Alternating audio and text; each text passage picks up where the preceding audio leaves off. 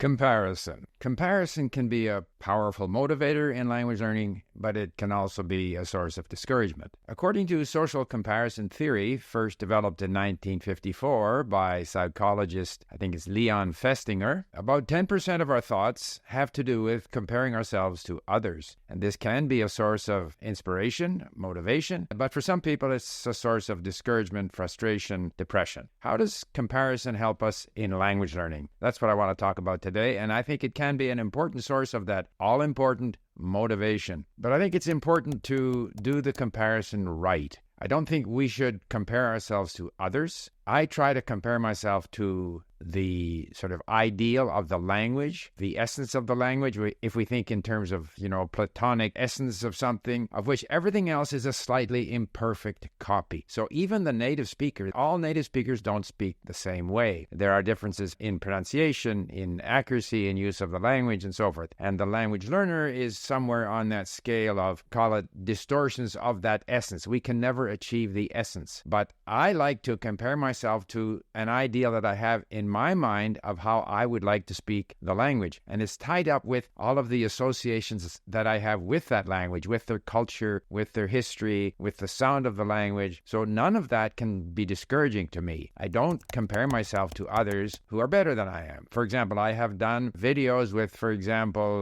Luca Lamporiello, who speaks just about every language better than I do. Doesn't discourage me. I still enjoy having that interaction with him in different languages because I enjoy the languages. I enjoy being involved in engaging with that, however imperfectly, with that model of that language, whether it be Italian or Russian or any other language. It's a bit like, say, golf or a model or some person who has a perfect physique. It can be enjoyable to look at a perfect physique. It can be enjoyable to watch Rory McIlroy swing the golf club. I know that I could spend hours in the gym and I would never achieve the physique, for example, that Rory McIlroy has, nor his swing. But it's still somewhat inspirational to look at that. So if we use that model as an inspiration rather than to say, gee, why can't I do as well as he can? And so the same applies to, in the case of Luca Lamporiello, who speaks a number of foreign languages much better than I do. I don't say, gee, I'd like to be like him. I just enjoy participating with him in a conversation. When I compare myself to the model, and I compare myself to where I was before. And so I can look at a YouTube video of myself speaking some other language, and I can identify my mistakes. And to some extent, it makes me more aware of where my mistakes are, and it, in any case, inspires me to improve. It doesn't make me feel discouraged. So let's look at some situations of comparison. We often hear, about sort of classroom situations where the teacher asks the students to read out loud or asks the students comprehension questions about a story they've just read. And of course, there's a wide range of abilities in any classroom. And I think some of the weaker students are discouraged because they can't do as well as some of the others. Possibly some of the better students become impatient, having to wait for their weaker classmates to do whatever the task is. So that's kind of an unfortunate situation. If I were a teacher, I would never ask students to read out loud in the classroom. I wouldn't ask them to perform in front of their peers because kids can be a little bit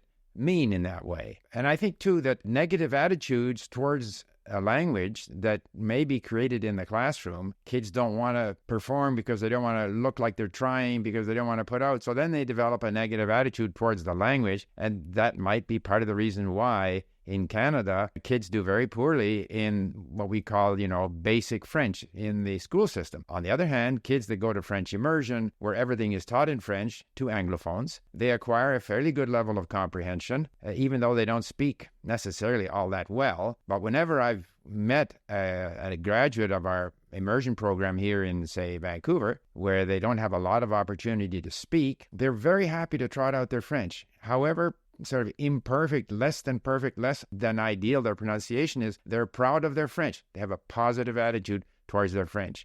So they don't compare themselves to perhaps, someone in Quebec who's a native speaker, but they have a positive attitude towards the language that they have been absorbing sort of naturally through immersion. And so I think, again, if the goal of comparison is to compare yourself to someone else who might be better than you, that can be discouraging. On the other hand, if you are comparing yourself to a model that you know you won't attain, but which is an inspiration to you because you admire the language, you like the fact that you're learning the language, those are all positive ways to compare yourself. And I've had my grandson tell me that if he had more opportunity to speak, if he were to go to Quebec, very quickly he would improve. And that's a prospect that he would look forward to because he has a positive attitude.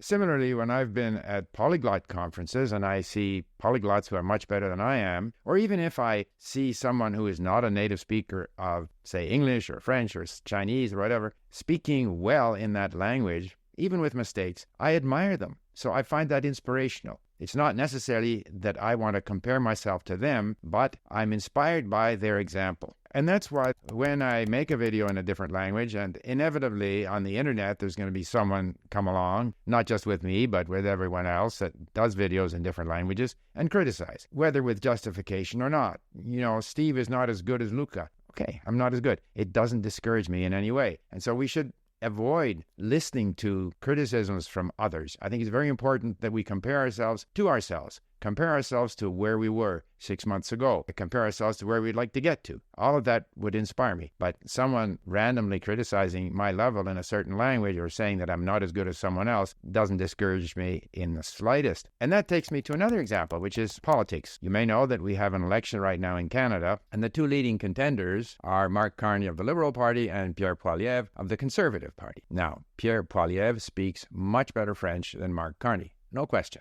Mark Carney was asked the other day on French television how he would rate his own French. And he said he thinks he's a 6 out of 10. And he was asked what he thinks he can achieve if he is elected prime minister. After 4 years, where might he be? And he said, I think I can get to 8 out of 10. Maybe. Pierre Poilievre is already at 8 out of 10. He has a French name, but he's not a francophone, not a native speaker. So he is already at 8 out of 10. And the other day, I listened to Mark Carney on TV, and he had quite a few glaring errors of grammar, of pronunciation in his French. But he's out there every day using his French on national television in Canada, which is 20% French-speaking, and I don't think it hurts him because, you know, I'm reminded of the sort of rules of rhetoric in ancient Greece and Rome. The first thing you have to do is establish trust, that people believe in you, that you have some credibility, and second of all, you have to be likable. And I think that applies to all forms of communication. And learning another language is in order to be able to communicate in that language. And if you can come across as credible, trustworthy, and likable in that language, you have already gone most of the way. And I think Mark Carney has been able to achieve that. Even though by the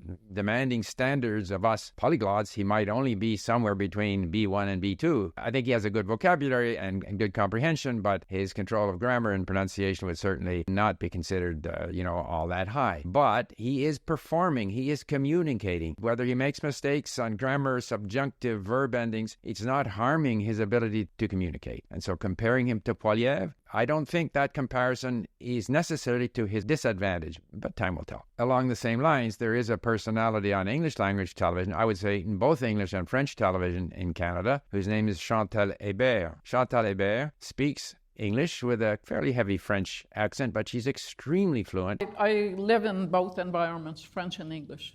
I am troubled by the fact that as a Francophone, I am getting a much better sense of the leaders through their willingness to expose themselves to scrutiny than they are in English. She's very clever. Her political analysis, I find, very, to the point, and she has usually a great deal of insight. And so her accent in her English is no obstacle. Now, should she compare herself to Justin Trudeau or Jean Charest, who speak both languages essentially without accent? I don't think that's helpful. So that comparison, I'm sure she doesn't bother with it. She communicates in the language and she's satisfied. So in the end, I think comparison can work for us if it's part of our overall motivation, part of our enjoyment of the language. The key to making comparison work for you in language learning is to avoid third-party comparisons. Don't let other people judge your language. And that includes don't let the fear of tests or even a concern about test results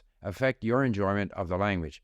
You are your best judge of where you are in the language. You compare yourself to where you were 6 months before. You compare yourself through even watching yourself on YouTube, if you make a video of yourself speaking the language, or you have a sense of how well you're able to read, how well you're able to understand. The comparison should be, where are you today? Where were you? And somewhere in the background is that sense of the ideal of that language, which doesn't exist anywhere.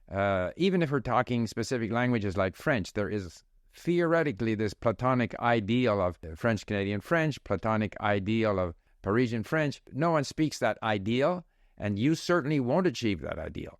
You are I wouldn't say distorted, but less than perfect version of that ideal, which in fact doesn't exist. But it still is in the back of my mind, where I would like to be, ideally, and where I am today, and where I was 6 months ago. And those are the kinds of comparisons that I make and that I find motivating. And if you can motivate yourself, have a positive attitude towards the language, you will improve. Thank you for listening. Bye for now.